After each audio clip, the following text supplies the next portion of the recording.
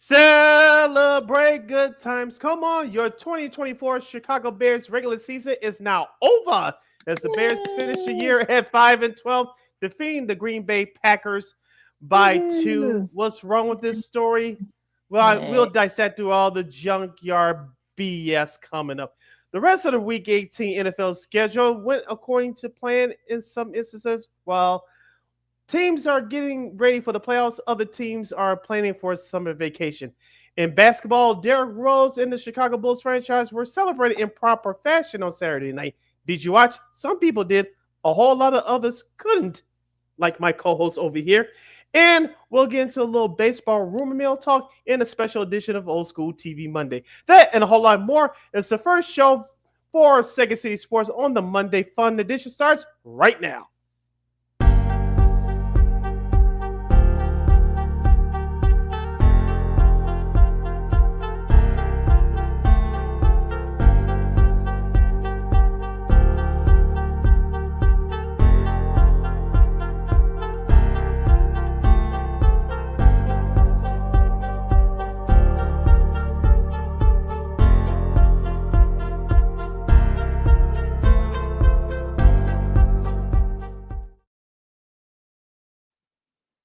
Welcome to the first Monday show of 2025 for Second City Sports. You're locked and loaded and live in the living color right here on Sports Soul Chicago, along with my co-host, Miss Lakina McGee, which is she.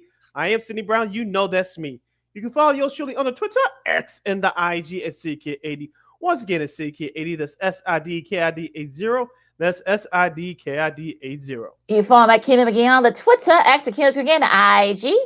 Be sure to download that Sports Zone Chicago app wherever you get your apps. Please follow Sports Zone Chicago on all social media platforms on Facebook, Twitter, X, Instagram, and YouTube. Please subscribe to our podcast. We are located at Ward Media Podcast. That's WARR Media, PODCASTS. We're on all podcast platforms, including the iHeartRadio app. And while you're at it, please give Ward Media a follow at WARR Media on all social media platforms. That's Facebook, Twitter, X, Instagram, and YouTube. And thank you very much in advance for your support. Like, share, subscribe, and tell your friends. We are unapologetically fun, and we have very definite opinions.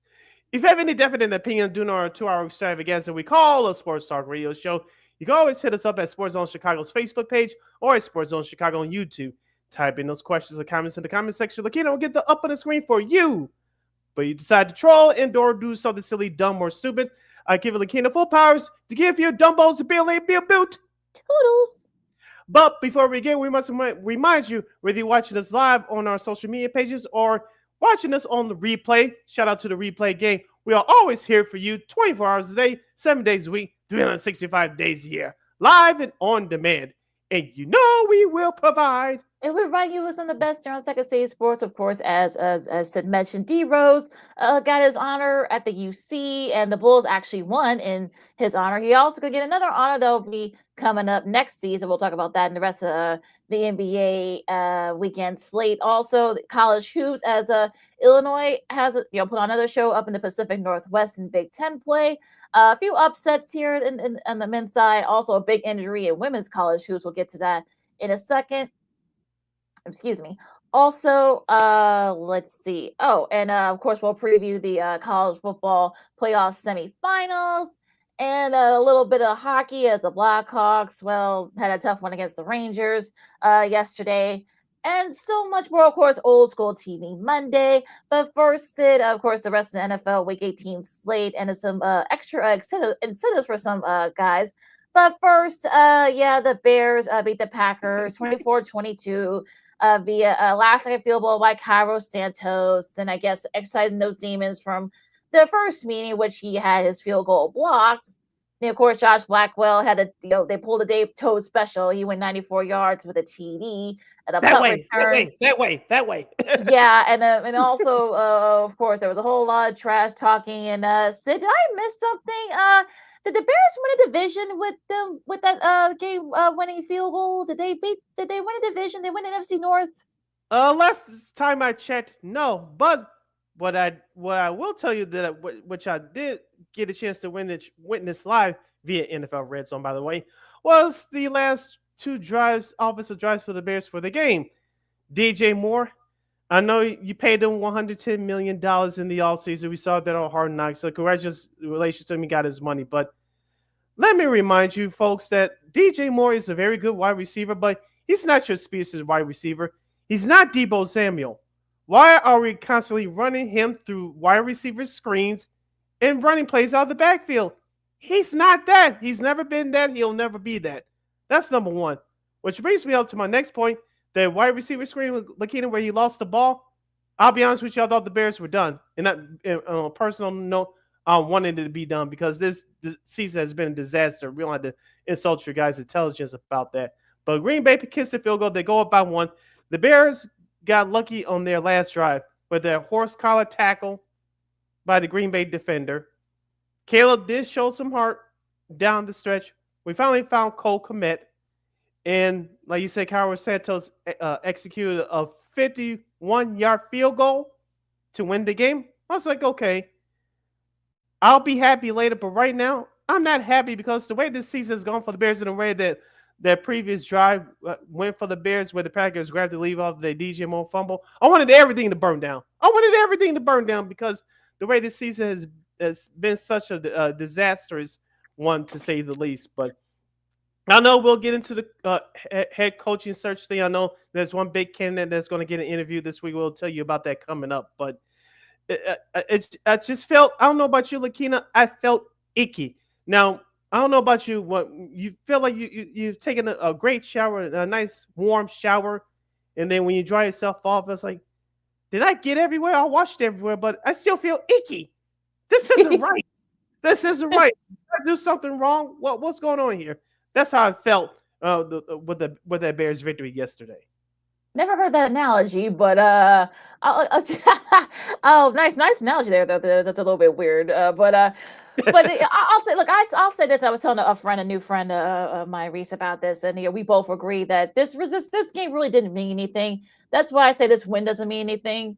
Where was this fight or heart like for the last 5 or 6 weeks? And also, we had Jalen Johnson and all that talking. I guess there's a clip, but there was a photo of him, giving the finger to the Packers fans, and he apologized for that. And I guess whatever he said, he didn't take it back what he said. You won 5 games, Jalen Johnson. You won 5 games. You got your butts kicked by San Francisco, a depleted San Francisco squad, mind you. Then got your butts kicked by Minnesota. Then got your butts kicked by Detroit in your home field. Got your butts kicked by New England. We'll get to them in a second. Well, you got your butts kicked by Arizona. So I'm sorry if I'm not getting excited over. Yes, you got those meatball Bears fans. They're like, hey, we finally beat Green Bay. They beat their rivals. Okay, well they're playing this weekend. You guys are going to the golf course. So I'm sorry if some of us are not like too thrilled about this win because where was this fight the last 5 or 6 weeks? Sorry. You listen, you listen to Second City Sports on Sports Zone Chicago. Lakina here with you, reviewing the Bears' regular season finale win over the Green Bay Packers, 24-22 up in Lambeau Field. It stops the Bears' 10-game losing streak, and it stops their 11-game losing streak against the Packers overall. The last time the Bears won at Lambeau, I believe it was on Thanksgiving night in 2015. Remember that. And the last time they beat the Packers, it was 2018 for the division title. Matt Nagy's first year here in Chicago. Lakina, take a look at just a couple of numbers from the Bears side of things yesterday. Caleb Williams, 21 of 29, 148 yards, a touchdown pass, no interceptions, and the offensive line actually played decent. Lakina, only giving up 1 sack. I thought that Caleb Williams would be part of history on the ugly side of being sacked over 70 times for a season. That did not happen. So there is some hope there. On the flip side, DeAndre Swift, 1 touchdown run, 20 carries up for 65 yards. So the Bears actually committed to the run. I couldn't believe what my eyes was seeing, Lakina. I'm just reporting the facts to you. You can take it for what it's worth. But on the defensive side, Tyreek Stevenson until that last drive had a good game. But as far as the sacks are concerned, you only had 3 sacks. Jordan Love, okay, you injured him and knocked him out of the game for a moment. Malik, what you talking about? Willis did okay. Josh Jacobs got in the end zone for Green Bay. But I don't know about you, Lakina, but Green Bay will tell you who they're going to play following the break for the playoffs after this timeout. But the way that Bay was playing yesterday, especially to start the game, you could tell that none of them wanted to be out there yesterday. I don't know about you, but you could tell they just wanted to get out there alive, and they barely escaped the 7. They lost yesterday. And they lost Christian Watson too. He tore his ACL, another ligament, so he's going to be out for a long time. It was also the Bears' first Sunday afternoon road win since 2021. So that's another thing there. But yeah, you can Three kind of tell. years, not Yeah, 3 years. yeah, and you could kind of tell. You could tell early on that the Packers were not, they weren't really feeling this game. And Matt LaFleur, he's getting a lot of flack in Green Bay. I listened to some of the radio stuff there. I listened to some of the streaming, and they're not very happy that he basically punted. I mean, he took Jordan Love out once he got banged up. Josh Jacobs, Mhm. they pulled him out. A lot of their defensive guys did not play. So yeah, I think this was in essence, yeah, I think the Packers did kind of put in this game. And look, that's why it's hard for people, for Bears fans, of most Bears fans to feel excited about this, because, well, I mean, the Packers weren't really in this game, so it's kind of hard to sort of like be excited about, oh yeah, they finally beat their rivals. Well, I mean, you really didn't beat them at full strength, or you didn't really beat their guys. You basically beat, for the most part, their B squad. So Mhm. sorry if no one's really happy about this. So I would say, look at the Bears are like, okay, you won 5 games. You won 5 games when you were boast about the fact that you're going to win a division, or you're going to win 10, 12 games. So yeah, sorry. And yeah, sorry, Jalen Johnson, I'm talking to you particularly. So yeah, you still can't talk. So whatever. But some of the names that are, yeah, and we'll get to all this stuff down the line. But I still say I don't trust Ryan Poles. I think he needs to go. I'm sorry. And I think they're going to F up the coaching search, because you hear some of the names that are being floated around. Just want to throw some of the names out real quick. Now, again, the Bears have requested, of course, the Lions, both their coordinators, of course, Ben Johnson, Aaron Glenn. Also, too, Vance Joseph. That's another name that's being floated around. Who's the DC with the Broncos? Let's see who else. And I guess Doug, I gotta make sure I get his name right. Drew Pitzig, who is the OC over at Arizona. I know Mike Vrabel, of course, we'll talk about that after the break, that he's gonna get a call this week, although he might be going somewhere else. We'll talk about that in a second. So yeah, Mhm. I don't trust this squad to actually get the coaching search right. I'm just saying. Yeah, just speaking quickly about Ben Johnson, he's supposed to be interviewed by the Patriots I believe the Patriots, of course, in the Bears this week. Excuse me, since the Lions have the week off. Uh, it's going to be interesting to see what kind of flex that Ben Johnson has. Will he bring in his own guy? How many people on the Detroit Lions that would come over to Chicago if he's announced the head coach? And we talked about it last week, Lakina, about if you believe the reports that he's going to bring in his own personnel guy, and he's going to bring in this person, he's going to bring in that person, and this is for a potential first time head coach. He's never done it before, so you have to be aware of those kinds of things. I just want to see how the interview process all shapes out, not just with him, with the other candidates that the Bears should be considering in interviewing. We do have one sure thing that's going to happen with this 2025 Chicago Bears. I'll get that to you after the break, but I just want to throw one more name out there before we break for the bottom of the hour, Lakina. And I don't think he's going to get the job here, but do you think that, and this guy's been blackballed, it involves one of the opponents that the Bears are going to play next year, but John Gruden, do you think the Bears should interview him, or do you think he's a serious candidate for one of these other coaching openings for next year? I mean, he might be, but like I said, like you said, he's been essentially blackballed by the league. So I would say, people that sue the league. Luckily Brian Flores still has a job in the league, but Gruden's Mhm. gone, so I don't think. I mean, yeah, I know he's been putting his name out there that he wants to get back in the NFL, but will the NFL let him back? That's going to be another situation. So that's a whole other thing that'll probably have to be decided down the line. Yeah, one more piece of Bears news following this timeout, and we'll review the rest of the Week 18 NFL schedule that took place over the weekend. A lot of twists and a lot of turns. Someone got the pink slip in their link card, while the other team punched their ticket to the playoffs, and one player may be saying goodbye for good. Dot dot dot. We'll answer those questions and a whole lot more as you can stick and stay as Second City Sports, the Monday Fun Digital continues right here at Sports Soul Chicago. This year, my mom got me the perfect bag for back to school.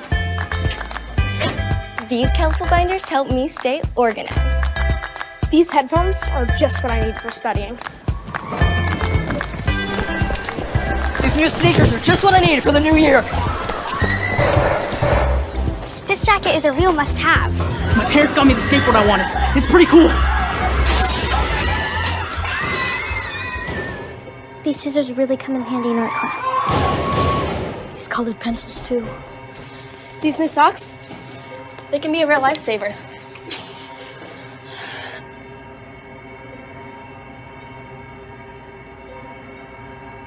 I finally got my own phone to stay in touch with my mom.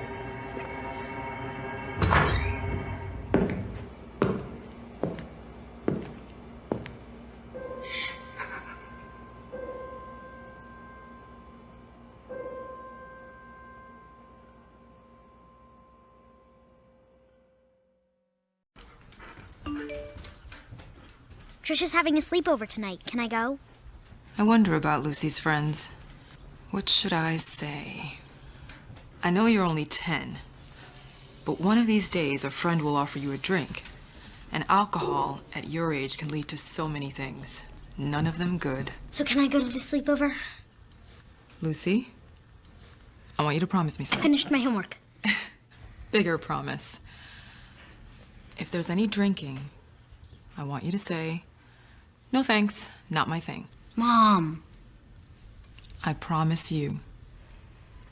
Your real friends won't care. Deal? Sure. Really? I promise, Mom. They really do hear you. Did you pack your toothbrush? For tips on how to start the talk, visit underagedrinking.samhsa.gov, a public service message from the Substance Abuse and Mental Health Services Administration.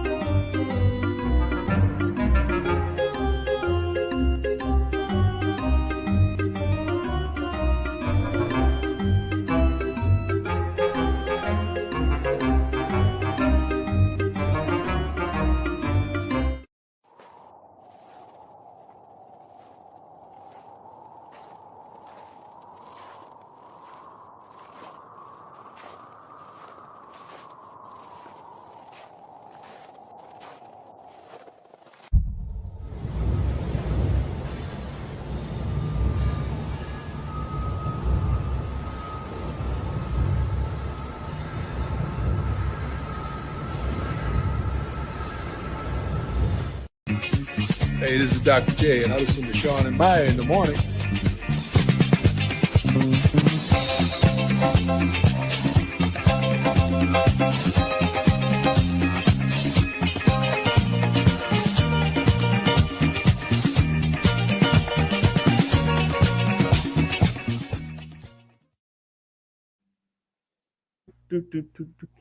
Welcome back to the Monday edition of Second Seat Sports, the first one for the year 2025. You're locked and loaded and live in living color right here on Sports Soul Chicago. I'm Sid. That's Lakina. You can follow yours truly on the Twitter, X, and the IG at SidKid80. Once again, it's SidKid80. That's SIDKID80. That's SIDKID80. You can follow my Keenan McGee on the Twitter, again, IG. Sorry. We have less than 85 minutes left for this extravaganza we call a Sports Talk Radio Show. If you have any questions or comments for us regarding the Bears or the rest of the NFL action from Week 18, you go hit us up at Sports Zone Chicago's Facebook page or at Sports Zone Chicago on YouTube. Type in those questions or comments in the comment section. Again, we'll get them up on the screen for you. All right, Sid. Capping off here. The Bears. This was just posted by Ian Rappaport about a minute ago. The Bears apparently have requested to speak with Giants OC Mike Kafka for their vacant head coaching job. Yeah. See, this is why I put my druthers about them effing up this coaching search. So, you ponder that as we talk about the rest of these games. Actually meant something. We'll start with the Saturday games, the AFC North Saturday, as it was here, as Baltimore not only clinched the AFC North for back-to-back years, but also clinched number 3 seed as they handle the Browns 35-10. Lamar Jackson had two TDs, threw for 217 yards. The birthday boy, Mr. Derrick Henry, had 138 rushing yards and 2 TDs. Bailey Zappi, 1 TD pass, but 2 interceptions. So, yeah, so Baltimore takes care of business against the number 3 seed.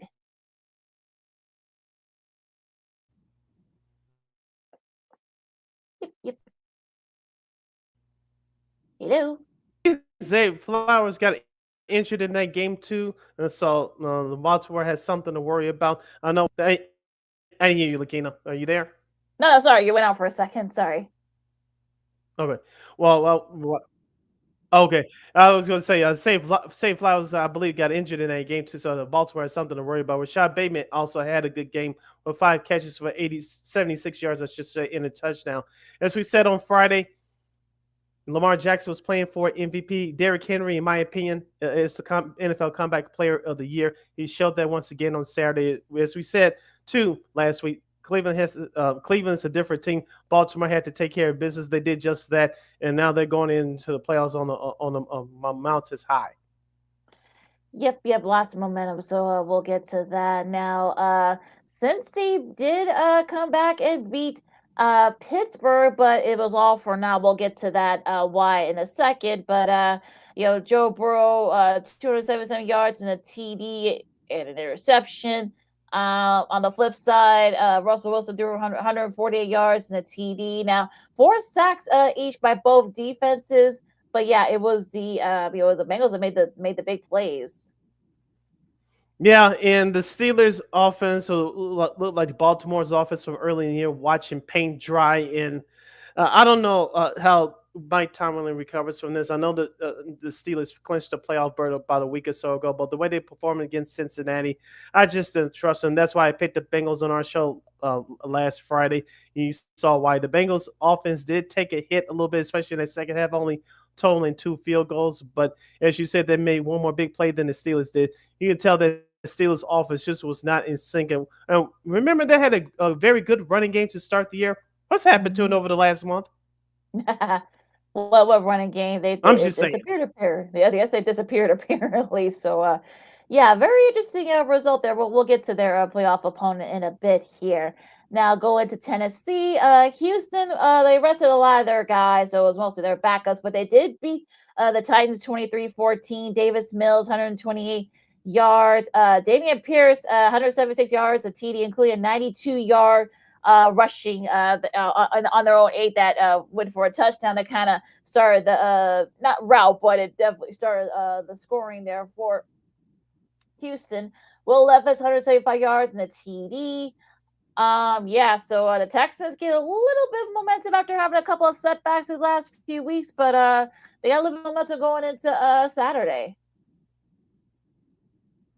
Thanks a lot, Tennessee. I picked you guys in the upset, and Houston didn't give a damn about that game, and they still didn't. They still end up winning the game. That's why you're a trash ass team. But I digress. But like you said, Lakina, the Texans have been dealing with injuries all year long. Whether you're talking about Tank Dell or Stephon Diggs, or to a lesser extent Joe Mixon, they needed this win to feel good about themselves as they head into the playoffs on Wild Card weekend next week. So they needed this win to feel good about themselves. Now they can start anew with their playoff opponent, which we'll tell you about coming up. All right, now we know who won the NFC South. It wasn't the Falcons, unfortunately. 44-38. I actually had this game because this game was actually on opposite the Bears game, so I actually kept this game more on lock. 44-38 in a thriller. Bryce Young, 3 TDs, 251 yards. The rushing attack had a total of 155 yards. Well, Atlanta had 227 total rushing yards. Michael Penix Jr., 312 yards and 2 TDs. And you can tell afterwards, after Bryce Young let him down the field for the TD there. But you feel bad for Penix because he came in at the late last minute. People are going to be wondering, like, maybe they should have made the switch sooner. But their defense was really the problem for Atlanta, unfortunately. And the Panthers, I say good on them. Look, both they and the Bears are 5-12. Well, guess what? The Panthers actually get to keep their pick now. So they're kind of in a better spot than the Bears are right now, unfortunately. But yeah, look, I mean Bryce Young, look under good coaching, and maybe they could build on this. Yeah, he was benched. I'm talking about Bryce Young early in the year for Andy Dalton, but ever since Bryce Young returned, he's been playing some of the best football in his career. The Panthers actually been playing well too. Now, I believe that's 2 victories now over the last month to close out the year, including yesterday knocking the Falcons out of playoff contention. Once that overtime game started, Lakina, the Buccaneers have already won their game. We'll review that game coming up, but the Falcons, they just really couldn't keep up with the Panthers. The Panthers were playing house free and easily. They had nothing to play for. The Falcons had everything to play for, but it's clearly to see that Michael Penix Jr. is the future for that Falcons team. They just got to rebuild their defense, and they'll cut Kirk Cousins in March once free agency begins. Yeah, that's probably what's going to happen. So yeah, that's a tough one for Atlanta. On the flip side, though, for Tampa, speaking of, they were actually down 16-6. You thought that maybe that wait a minute, what's going on here? But they got to go on in the fourth quarter, later the third quarter, going into the fourth. Baker Mayfield threw for 221 yards and 2 TDs, basically willed the Bucs way to another NFC South title. Bucky Irving had 89 rushing yards and a TD. Mike Evans got 89 yards. Now he actually got a last 8-yard reception that got him over 10,000 yards, I should say. That's the 11th time in his career he joins Jerry Rice, and he gets a $3 million bonus. So you saw the celebration afterwards. I think Alville was more for the $3 million bonus, or maybe he joins Jerry Rice, maybe both. Who knows? For the 11th season with over 10,000 receiving yards, 1,000 receiving yards club. But yeah, a really nice showing there in the Bucs of the game. They absolutely had to have.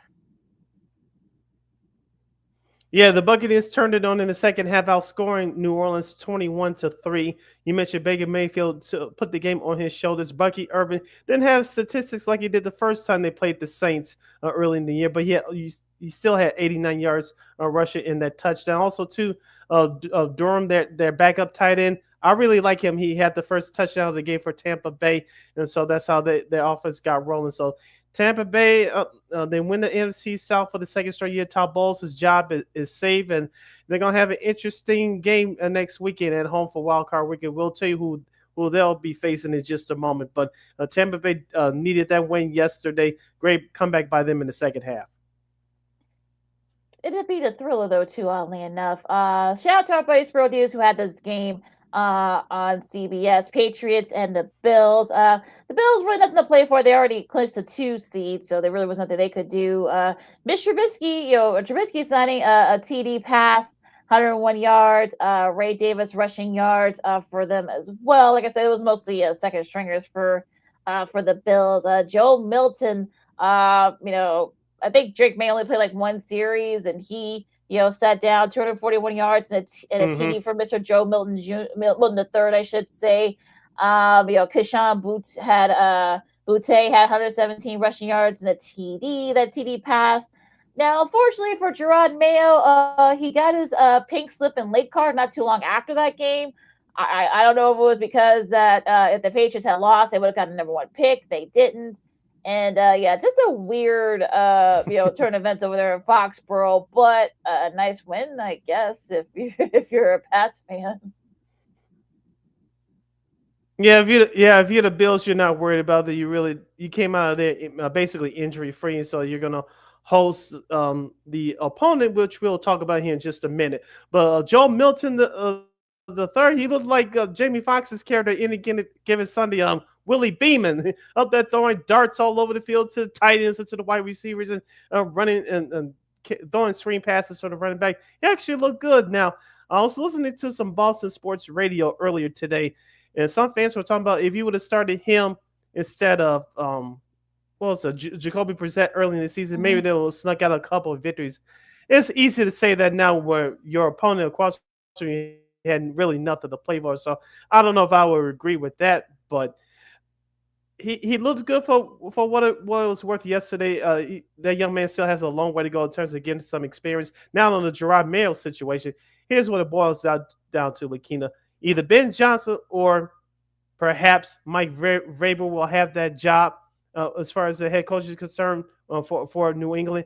If you're Robert Kraft, I know what he said on X about a half hour ago, talking about I'm held accountable for hiring Jamar Mayo, this on me and blah blah blah. But why would you fire Jamar Mayo if you're not sure if you have Ben Johnson or Mike Vrabel already in the bag to get that head coaching job? Why would you do that now? Think about it. Well, I mean, the whole being handpicked, I guess, and then also too, look, maybe there were rumors of rape. They wanted Vrabel, but he wasn't available, so maybe that's why. Who knows? But yeah, I mean, it's definitely interesting. You're hearing things that maybe he didn't have the locker room really, and he lost the locker room after that win against the Bears. It was just like maybe there will probably something we'll probably never really know. So, maybe down the line we'll figure it out. As listen, second see sports. Sports, kind of like Keena McGee, Steve Brown with you as we recap the last week of the regular season slate here. Joe Flacco threw for 264 yards and a TD. Jonathan Taylor had 177 rushing yards and a TD as the Colts held off the Jags in overtime 26-23. It was it was kind of all Colts for a little bit. Then it was kind of back and forth in the fourth, but the Colts got the field goal that they needed to win, and looks like everybody's coming back for that one. Running it back, Jim Irsay tweeted out last night during the Vikings Lions game. So it looks like they're everyone's coming back, and if only they had not lost a couple of weeks ago to the last week to the Giants, I should say. So we'll see. Yeah. Yep, and also too, on the flip side for Jacksonville, Doug Peterson was let go earlier today, but GM Trent Baalke keeps his job for now for Jacksonville. So this was Doug Peterson's last coach game for Jacksonville, as many people expected. They did put up a fight, like you said, but they ran out of gas in overtime. Jonathan Taylor, 34 carries, 177 yards to the touchdown. Brian Thomas Jr. for Jacksonville. The rookie wide receiver. He had 7 catches for 103 yards. He's one of the best. I think he'll be the best up and coming young wide receivers in the league. Hopefully, Trevor Lawrence can come back next year healthy and strong. Those two can have a special connection there. Yeah, gonna be interesting to see what happens to both these teams coming up. The Jags too. Do they perhaps maybe get Ben Johnson perhaps, or maybe get him to come interview? We'll see what Trent Baalke does. To the NFC East we go as the Commanders really didn't have too much to play for. So they set a lot of their guys, of course, Jaden Daniels only played like a couple of series, but was pulled in the second half and later in the second quarter, I should say. And of course, Marcus Mariota came in and threw 2 TD passes, 161 yards. He also was the leading rusher and had a rushing TD. As the Commanders get their revenge on the Cowboys, beating them 23-19, holding them off. Terry McLaurin had 62 receiving yards and a TD. So, and the flip side, Trey Lance, 244 yards for the Cowboys. Rico Dowdle had 72 rushing yards and a TD. So, I mean, look, the Commanders get their revenge with mostly their second stringers, but it's gonna be interesting to see what Dallas does. Yeah, Mike McCarthy is contracted with the team until this time next week, January 14th. So if he wants one of these coaching jobs, he's going to have to beg Jerry Jones to let him out of his contract early. I don't know if it's going to happen or not, so we'll stay tuned for that. But as far as the actual game yesterday, both these teams could not score touchdowns worth a damn once they got inside the red zone. You mentioned Marcus Mariota looked good for Washington in that second half. He replaced Jaden Daniels, who played the entire first half. Trey Lance, Lakina, yesterday, he looked good, but he was cheated out some money yesterday and Jerry Jones, the Dallas Cowboys owner, was quoted saying that he forgot about a certain bonus in Trey Lance's contract. Trey Lance would have played 55% of the snaps this year. He would have got a bonus in his contract. Well, he only played one game this year, and he cost Mr. Lance some money. Now, will Trey Lance be back with the Cowboys next year? I don't know, but he did look good yesterday. And I don't know what his contract status is, but if he's a free agent this offseason, I'm sure he's going to get a good look at by some teams to come in to be that second stringer. Going to be interesting to see what happens over there, down there in the Big D.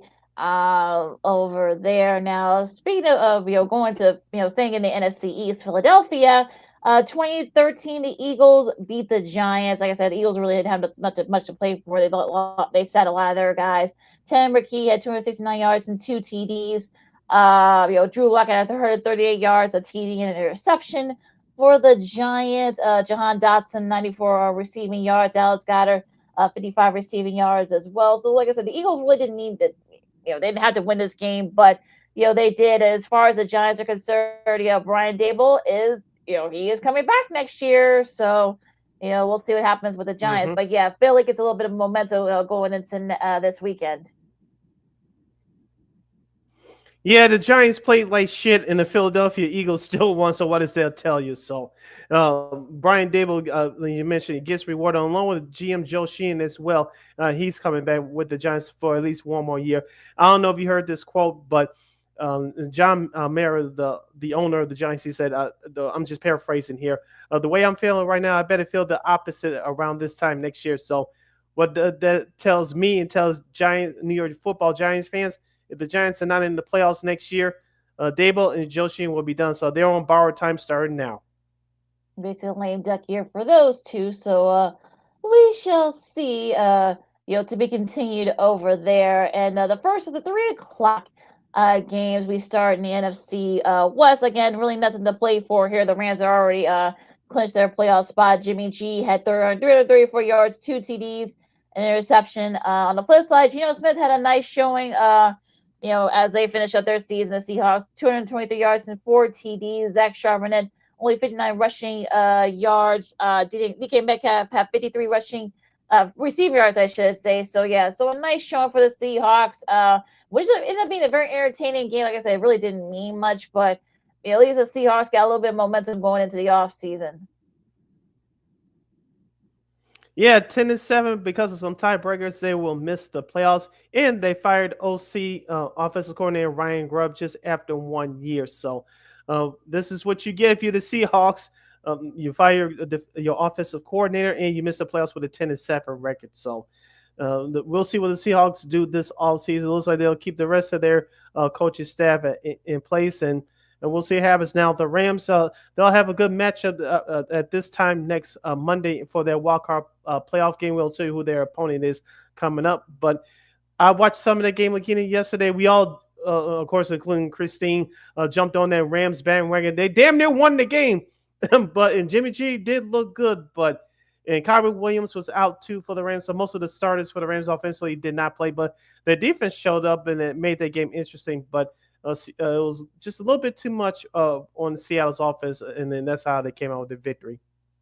I'm sure there's Seattle's probably smarter from their loss to Minnesota. They probably would not that would have gotten them into the playoffs too had they had won that game. The Jets, say the best for last. I guess they beat the Dolphins. Like I said, Dolphins really didn't have much to play for. We'll get to that. We'll tell you why in a second. 121 rushing yards for Devin Akane. Tyler Hunt threw two interceptions for the Dolphins. Aaron Rodgers, we saw a little bit of the old Aaron Rodgers, I guess. 274 yards and 4 TDs. One of those was Devontae Adams and Alan Lazard. So the Jets, they go to 5-12 with a lot of question marks going into the off season. Yeah, Rex Ryan, former Jets head coach from 15 years ago and current ESPN NFL analyst, he'll be interviewed by the Jets tomorrow for their coaching vacancy. But back to what happened yesterday. I told you and Christine last Friday during our picks that Aaron Rodgers was going to do this. He was going to have one last great performance because I still believe that this is his last game in a Jets uniform. Don't be surprised if he retires, but we'll see about that down the road. But the Jets defense actually showed up for once yesterday. Their Dolphins offense, it looked like old dried up notebook paper. It was just ugly to watch. So the Jets put on a complete show, and they came out with the victory. But just like the Bears and some of these other teams like the Patriots, they have a lot of work to do starting now since their all season starts now. All right, the last playoff spot for the AFC has been occupied. Boy, was it occupied by the Broncos, 38-0. 321 yards for Bo Nixon, 4 TDs. It was basically all Broncos. The Chiefs, they really didn't have nothing to play for. So as expected, they sat everybody, and the Broncos played like a team that needed that. Look, all they had to do was win, and they're in, and they did. They get their first playoff spot since 2015. The irony is that they actually won the Super Bowl that year with Peyton Manning in the game. But yeah, the Broncos took care of business, and they got the last playoff spot. The only thing that was big news of this game is Jim Nantz announcing that Gerard Mayo was fired in number 2 in the midway through the third quarter, except for in Denver and Kansas City. Most of the country was flex style. They gave and instead we're watching the Chargers and Raiders game, which we'll talk about coming up. So those are only 2 big breaking news that happened occurred in this game yesterday. So like you said, we knew the Broncos were going to win. They were at home. They took care of business as you're supposed to do, or something bigger than you was on the line. All right, now the Chargers, again, they didn't really have anything to. Well, it was more of, I guess, to improve their team, but the Chargers did beat the Raiders, 34-20. Justin Herbert threw for 2 touchdowns, 346 yards. J.K. Dobbins had 63 rushing yards. Quentin Johnson, 186 receiving yards. On the flip side, 214 yards and 2 TDs and an interception for Aiden O'Connell. Now, apparently, Antonio Pierce hasn't heard anything about if they differ, he is, going to be back, I guess, next year. Because all the talk is coming from outside, not from inside. We'll see. I mean, look, you got Tom Brady now part of the ownership squad there. So we'll see if what's in store for the Raiders coming up. Yeah, don't be surprised if Mike Vrabel gets an interview for that job because, as you mentioned, the Tom Brady factor and that Patriots connection when Brady and Vrabel were teammates many, many years ago. But as far as this game is concerned, the Chargers took care of business. Justin Herbert looked great on that 42-yard run late in the game. The Raiders, I know Aiden O'Connell got nicked up there during the game, but Jim Harbaugh, congratulations to him. I know he should have been the head coach here, but that's a whole another issue for a whole nother time. The Chargers had 11 wins to end the regular season, and they're going to they're going to look real good going into the playoffs. We'll tell you they're going to play next weekend in just a second. But what a way to wrap up the year for the Chargers as a whole. They went through a little spurt around Thanksgiving, but they came together and finished up their season strong. Got a little bit momentum going into this weekend. The 47-24, the Cardinals beat the 49ers. 4 TDs for Kyler Murray, 242 yards. Tony Jones and Michael Carter rushed for nearly 100 yards and a TD apiece. Marvin Harrison Jr., not been here too much from him, but he did get a TD catch. Trey McBride, another TD catch. Great Dork had 2 TD catches as well. On the flip side, Josh Dobbs, 2 TDs, 326 yards, but 2 interceptions. So that kind of killed drives there for San Fran. Patrick Taylor Jr. had 109 rushing yards. So yeah, a lot of their guys in a nightmare season for San Francisco. I'm sure they're happy it's over with. Arizona, you wonder what could have been because there were a couple losses and you kind of felt that had they gone differently, maybe they would be going to the playoffs this week. But yeah, I mean, a lot of what ifs in this game, I guess, if you're a 49ers and Cardinals fan. I was just focusing on the 49ers. Like our good friend Larry Beal from ABC7 out there in San Francisco said to us on the show a couple of weeks ago, get ready for some major changes to the 49ers coming up this offseason. How much will Brock Purdy get from the 49ers in order from the open market? We shall see. He had a up and down year after having an MVP-type season a year ago when the 49ers went to the Super Bowl. And watch out for these names. Trent Williams, Deebo Samuel, and a wild card Christian McCaffrey. All three of those guys could be cut this offseason due to the salary cap constraints. Yeah, so it's going to be interesting to see what moves the 49ers do during the offseason. Now, the last game, the regular season game for all the marbles, Detroit just hammered Minnesota 31-9. And look, I mean, Minnesota left a lot of points on the board. Jared Goff had 231 yards, a TD. He also, he threw 2 interceptions, but it really didn't cost the Lions too much. 139 yards and 3 TDs for Jahmyr Gibbs. The defense, it was really the defense for the Lions, despite them being shorthanded. 166 yards for Sam Darnold, including being sacked twice.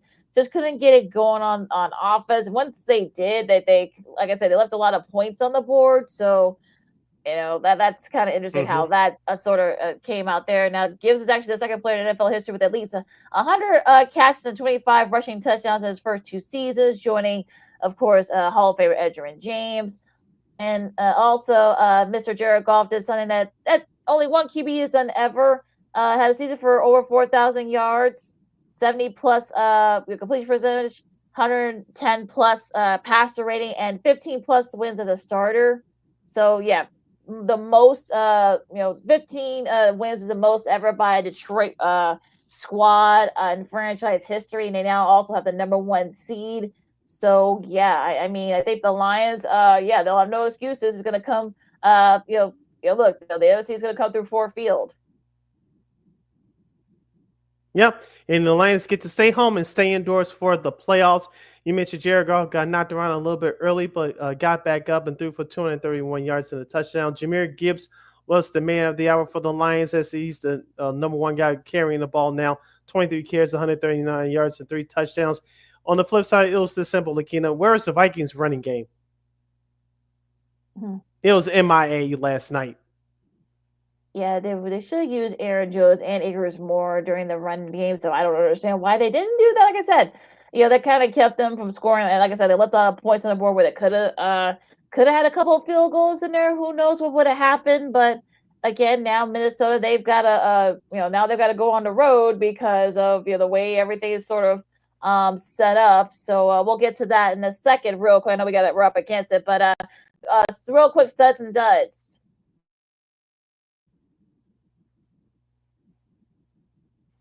From Saturday, Derrick Henry from Baltimore, 20 carries, 138 yards rushing and 2 touchdowns as Baltimore clinches the AFC North, the division title, defeating the Cleveland Browns 35-10.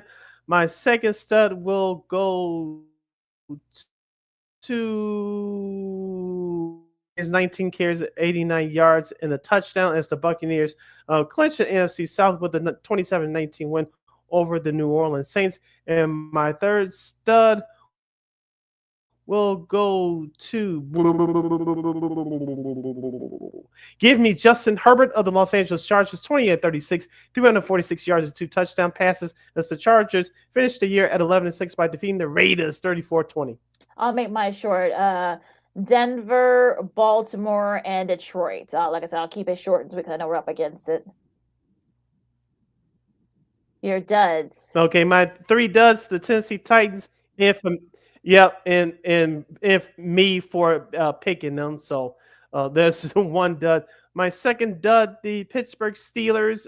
What happened to your offense in that first half? Terrible. And my third dud will go to the Atlanta Falcons defense. Well, yeah, Atlanta defense. Yeah, definitely one of my duds. Minnesota's another dud. I mean, what the heck happened? Why did you use your run game more? Why did you go for field goals? Who knows what kind of game would have been had y'all done that? And I'll say me for not picking Arizona, but I digress with that. Those are your studs and duds for this last regular season weekend here. Real quick, the wild card matchups have been reposted last night. You got the Chargers and the Texans. It's actually the 3rd time that the Texans have actually been slated to do a Saturday game. Go figure with that. That's going to be at 3:30 on CBS. The Prime Video game, of course, is a part of the new TV deal. You got the Steelers and the Ravens. That should be an interesting matchup as the 2 split their season series. On Sunday, you got Broncos and Bills. That should be a fun one on CBS at noon. The 3:30 game, you got the Packers. Going to be interesting to see with all their injuries, and the Eagles. Then you have the late Sunday night game on NBC. You got the Commanders and the Bucks. That should be a fun one. And you've got Minnesota going at Los Angeles. That's going to be the Monday nighter on ESPN, ABC, next Monday night. Mm-hmm. All right, so let's get into the games. We'll start with the Sunday night game. Of course, this is a part of the new TV deal. You got the Steelers and the Ravens. That should be a fun one. And then you have the Lions and the Packers. That should be a fun one. Okay, and quickly, Lakina, going back to the Bears, one thing we know for sure besides next year's NFL draft, their opponents for next year were released late last night. And the Bears will have 8 home games next year and 9 road games. 8 home games, 9 road games. Their home opponents they'll be visiting Soldier Field besides Minnesota, Green Bay, in Detroit, Dallas, the New York Football Giants, the Cleveland Browns, the Pittsburgh Steelers, and the New Orleans Saints will all visit Soldier Field next year. In the road games, besides Detroit, Green Bay, and Minnesota, the Bears will play the AFC North next year for the AFC opponents, by the way. So they'll visit Baltimore and they'll visit Cincinnati. They'll also have to go to Philadelphia, back to Washington like this year, the Hail Mary game. They'll also go back to San Francisco. In their extra road game, they'll go back to Vegas to play the Raiders like they did 3 years ago. Yeah, it's going to be a tough schedule next year for the Bears. So we'll see, though. Like I said, we'll get to all that, down the line. Now, hour number 1 in the books.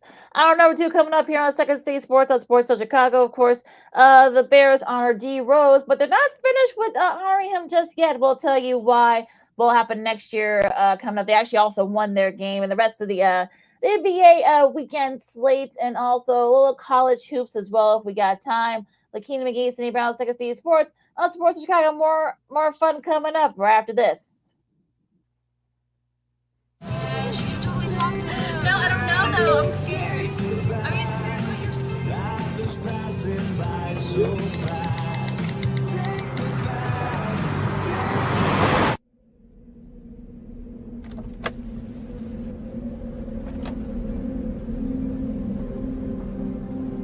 Do you know that you're in my lane? No, not at all. Are you not paying attention? Are you texting? I was just checking in with my mom. I was telling her that I thought we'd be home by 6. It's okay. There's enough time. Just pay attention. I'm not even halfway through my text. There's no way. I'm not even going to look up. My babies are in the car. You have to pay attention. It's just supposed to be a quick text. I'm so sorry.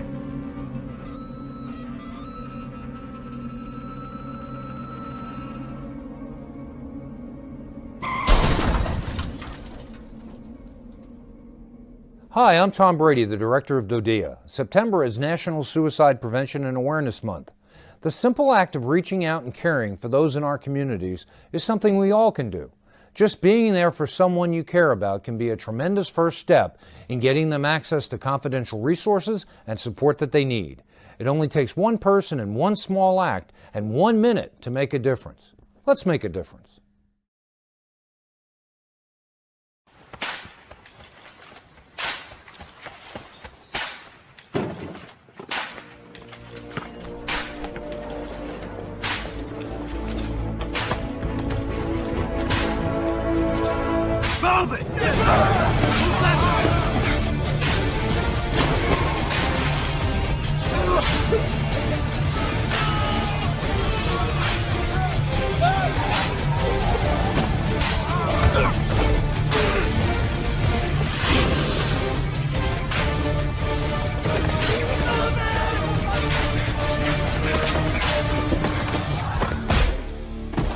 Many will hear the calling.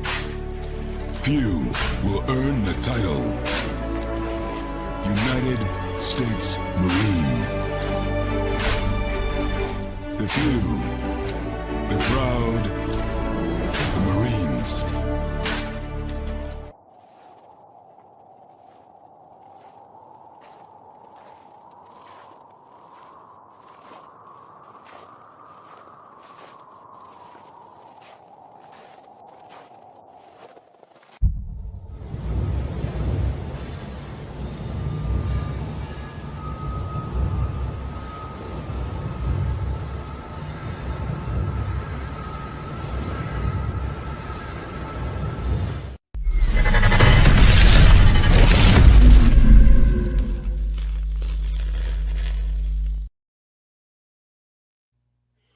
Welcome back to hour number 2 of Second City Sports on the Monday edition, the first Monday show for 2025. You're locked and loaded and live in the living color right here on Sports Soul Chicago, along with Miss Lakina McGee, which is she. I am Cindy Brown. By now, you better know that it is me. You can follow yours truly on the Twitter, X, and the IG at SidKid80.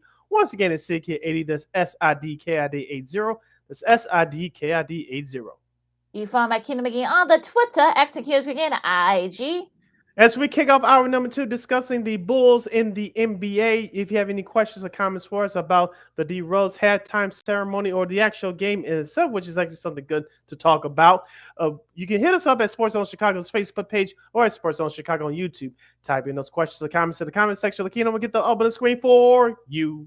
Speaking of course, Saturday was D Rose Day here in Chicago with all the great videos with a ceremony honoring him. We actually played against his old. He actually went to his old stopping grounds over at Simeon on Friday to play against Simeon. The varsity squad there, which actually still a pretty solid varsity squad. Still, they're actually one of the tops in the state. They were actually one of the tops in the country. With D Rose was there, of course. His son PJ was there. A few of his other teammates that he won 2 state titles with played with them as well. So that was a really cool moment. I know I'm sure that's posted on YouTube somewhere. And as for the ceremony itself, they actually announced like early that afternoon that he will also going to have his jersey retired. Talking about D Rose, he'll have his jersey retired probably around probably around this time next year. Of course, I'm sure the dates will be finalized once everything's set up there. But on the flip side, though, of course, unfortunately, most people couldn't see it unless you had an antenna like Sid. Of course, if you're a DirecTV or DirecTV stream subscriber, thankfully, other people already posted the full ceremony on YouTube. So thank you to all those folks there. But yeah, a nice showing by the Bulls. They put on a little bit of a show. It actually ended up being a really good game. 33 points for Zach LaVine, for him and Kobe White, 33 points apiece. Kobe was actually 9-11 for 3-point range, his best this year. 22 points for Mr. Vucevic. And on the flip side, for the Knicks, of course, he was other former team, 44 points, which ties the season high for Cat. Jalen Brunson had 33 as well, which actually ended up being a pretty good game. But a 41 third quarter by the Bulls kind of put the game on ice there for them against the Knicks. And also, too, the Bulls bench actually got some production. My guy, Jalen Smith, 10 points, 5 rebounds, including 2 for 6 from 3-point range. Lonzo Ball is starting to look good. Lakina, excuse me, shaking off all his injuries. He had 8 points and 6 assists and 8.6 assists and 2 rebounds in limited action off the bench last Saturday. The Bulls shot the ball well overall. They shot the ball at a 54% clip, 54% from 3. As we said, Lakina, all year long, when the Bulls shoot well, 45% or above from 3, they usually win. That's that reared itself out on the positive side for them last Saturday. But it was a great all-around game for the Bulls. You could tell that they wanted to put on a good show for the fans, and being D Rose tonight and all the pomp and circumstances that went on with that. But it was all around good game for the team. P. Will didn't look great in terms of the stat sheet, but he did bring it on the defensive end. You mentioned about Zach LaVine. Nikolai Vucevic is continuing to up his trade stock should the Bulls decide to trade him at the trade deadline. 22 points, 13 rebounds. He looked good in the paint. I was actually surprised that the Knicks actually hung around with the Bulls until late in that fourth quarter because, as we talked about on the show last Friday, they played a tough game at OKC and lost. So with them coming into Chicago with tired legs, they actually played very well. But it was a hot 3-point shooting of the Bulls that got them in it, as you mentioned, along with that 41-point third quarter.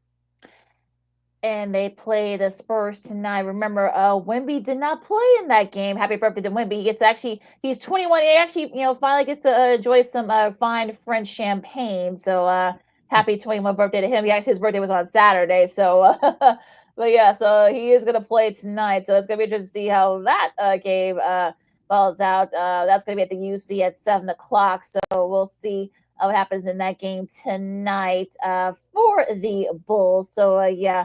Really, it should be interesting match. They actually play Indiana also on Wednesday, so they got a busy week as well. The Bulls do, so going to be interesting week for the Bulls over these next 2 games. So we'll see what happens there going into last night's games. Malik Monk had 26 points. And Sacramento got the best of Golden State, 129-99, as the Kings have been playing very well since the coaching change.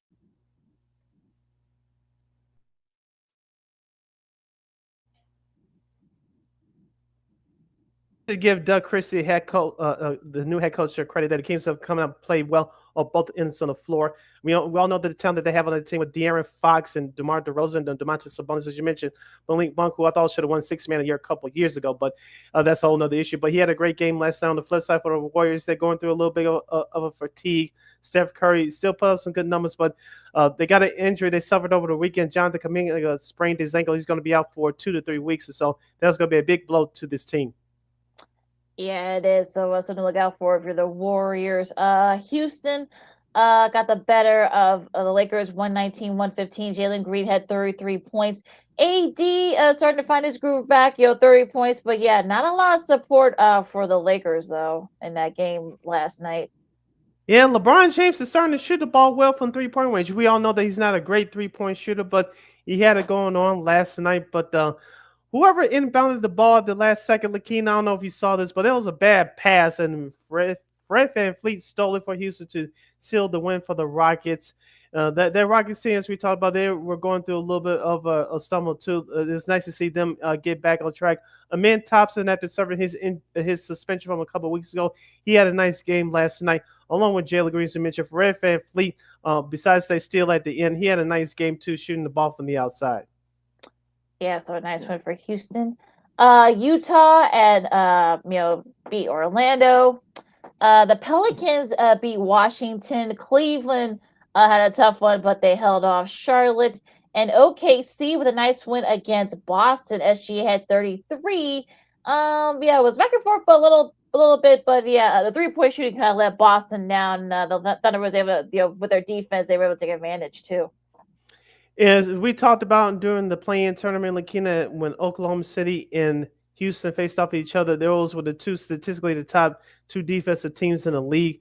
Oklahoma City Thunder's defense has improved, and I saw the stat watching the game yesterday. They held Boston to 20% shooting and 25 points in the second half. So nice job by the whole Oklahoma City defense there. As you mentioned, the Celtics did keep up with the Thunder, but the Thunder pulled away at the end thanks to their defense, limiting Boston to 20% shooting in that second half. Yep. So yeah, that's going to be a tough bout for OKC. They may make a move before the trade deadline. We'll see. To get an extra shooter, but we'll see what happens. Saturday's games, you've got the Clippers, no trouble with Atlanta. Golden State pulled away from Memphis. They needed overtime, but Denver got the best of San Antonio. Portland beat Milwaukee in a kind of a mile upset. Anthony Simons had 28 points, even though despite Giannis having 31.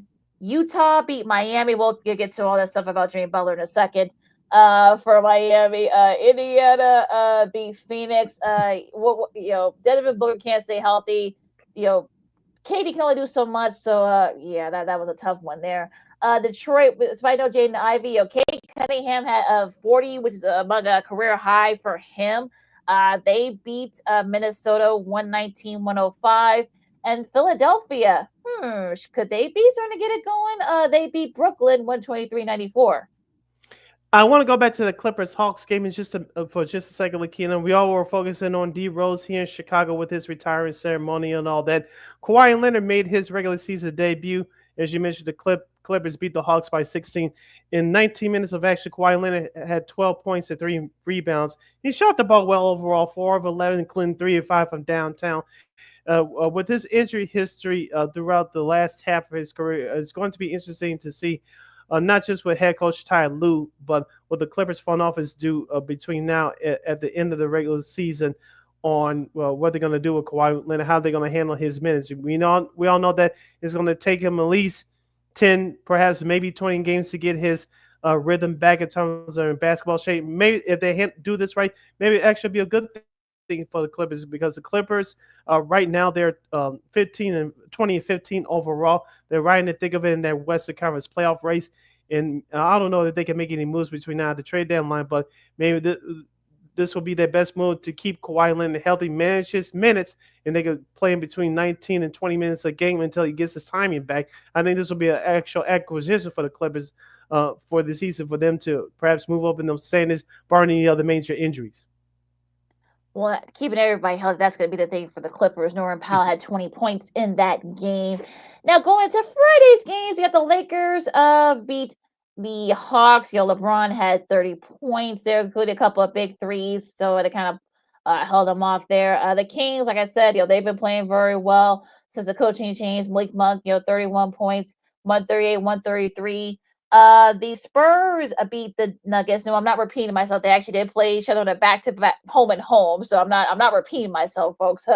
Wemby had 35 there, outdueling in the winning column for they'll do. Of course, Denver got them back on Saturday. Cleveland beat Dallas. Evan Mobley had 34 points for the Cavs. OKC got the best of New York. Like I said, of course, not a good weekend for the Knicks after winning 9 in a row there. Of course, the Thunder now won 16 in a row with these 2 wins. SGA had 33 points there with that win against the Knicks. The Pelicans beat Washington. Boston beat Houston again. I'm not repeating myself, folks. I'm not. I'm sorry. I'm not repeating myself. Orlando beat Toronto, and Detroit edged out Charlotte. Tobias Harris at 24 points there.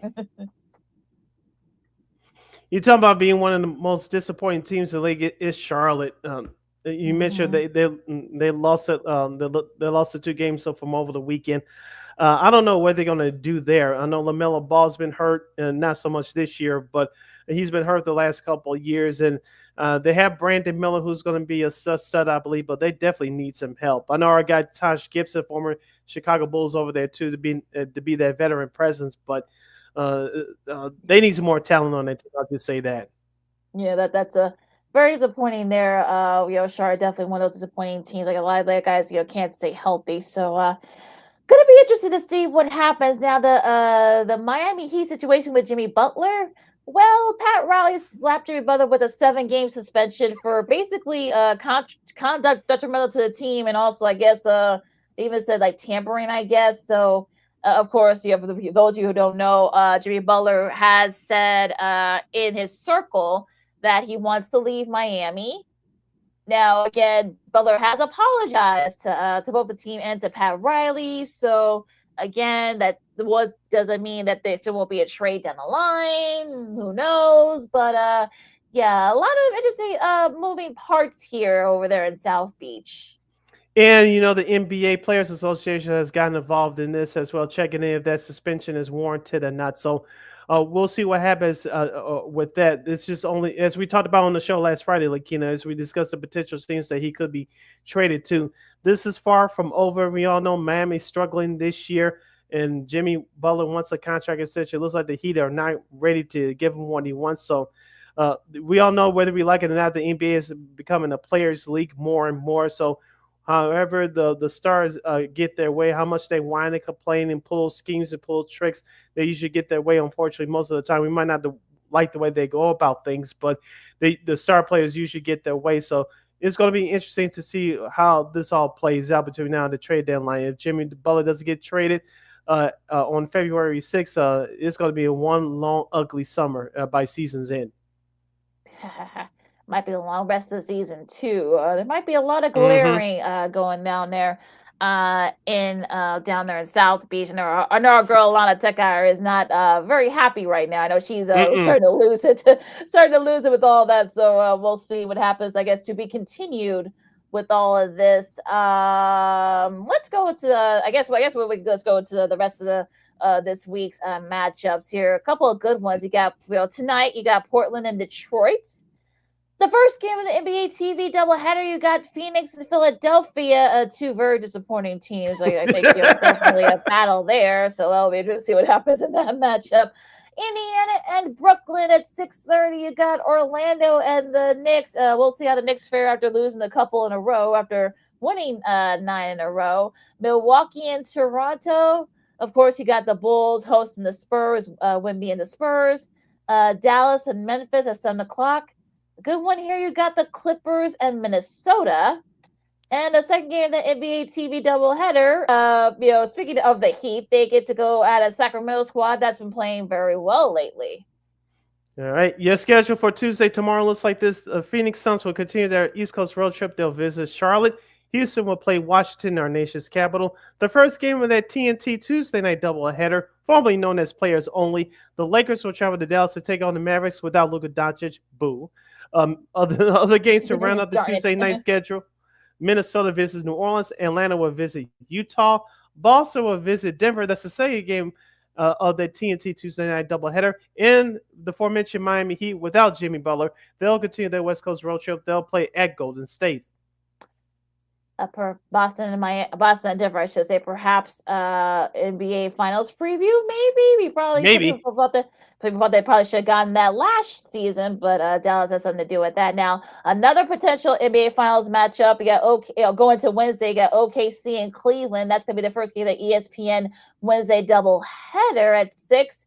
Of course, at the same time, you got the Bulls and the Pacers. Always interesting when those two teams play each other. Washington and Philadelphia at 6. You got Toronto and the Knicks. You got Detroit and Brooklyn. Portland and New Orleans. Should be a good one here at 8 o'clock. You got the Clippers and Denver. And the second game, the ESPN doubleheader, you got San Antonio and Milwaukee. Yeah, Victor Wembanyama versus Giannis Antetokounmpo. So that should be an interesting matchup there. Going into Thursday's action, Toronto will visit Cleveland. Golden State will start the East Coast road trip. They'll visit Detroit. Minnesota at Orlando. It's the lone NBA TV game of the night. Remember, no TNT NBA Thursday because of the college football playoff. The rest of the schedule for Thursday looks like this. Houston will visit Memphis. Portland will visit Dallas. Atlanta will continue their West Coast trip at Phoenix. Miami will continue their West Coast road trip. They'll visit Utah. And wrapping up the Thursday night schedule, Charlotte will visit Los Angeles to take on the Lakers. And that's your schedule for the NBA for this upcoming week. Yes. Some good ones here. Now, take a really quick break, of course. We got a lot to do still and more fun to have. As, of course, we'll talk some college hoops as Illinois got a nice one up in the Pacific Northwest. Some upsets, a couple of upsets in men's college hoops and a big injury in women's college hoops. We'll talk about that as well. We'll preview the college football playoff coming up later this week, the semifinals. And a college football team actually won another championship. We'll talk about that. A little bit of hockey and, of course, old school TV Monday and so much more coming next. Lakita McGee, Cindy Brown, Second City Sports on Sports of Chicago. More fun on tap as we wrap things up. Coming up right after this. This year, my mom got me the perfect bag for back to school. These colorful binders help me stay organized. These headphones are just what I need for studying. These new sneakers are just what I needed for the new year. This jacket is a real must-have. My parents got me the skateboard I wanted. It's pretty cool. These scissors really come in handy in art class. These colored pencils, too. These new socks, they can be a real lifesaver.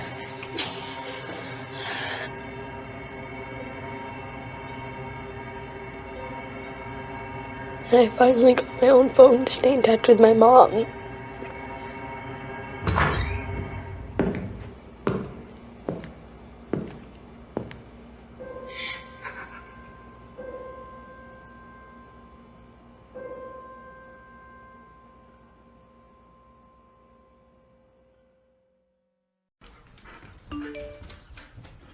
Trisha's having a sleepover tonight. Can I go?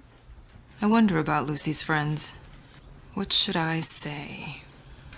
I know you're only 10, but one of these days a friend will offer you a drink.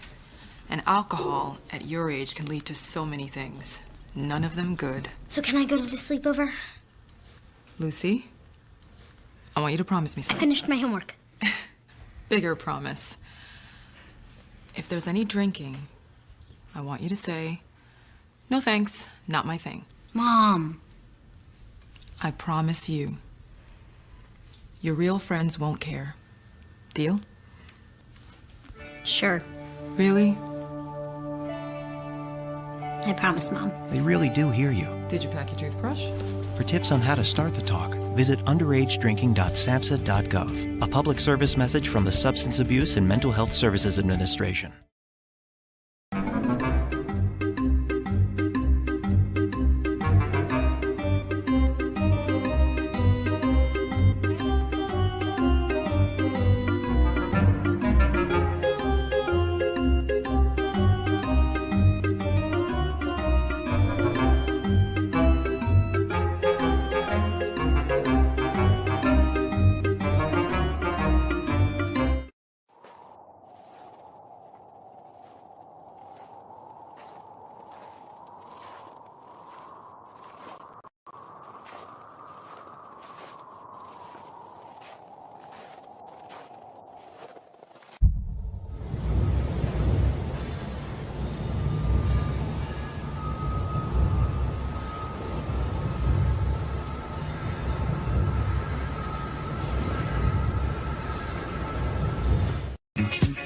Hey, this is Dr. J, and I listen to Sean and Maya in the morning.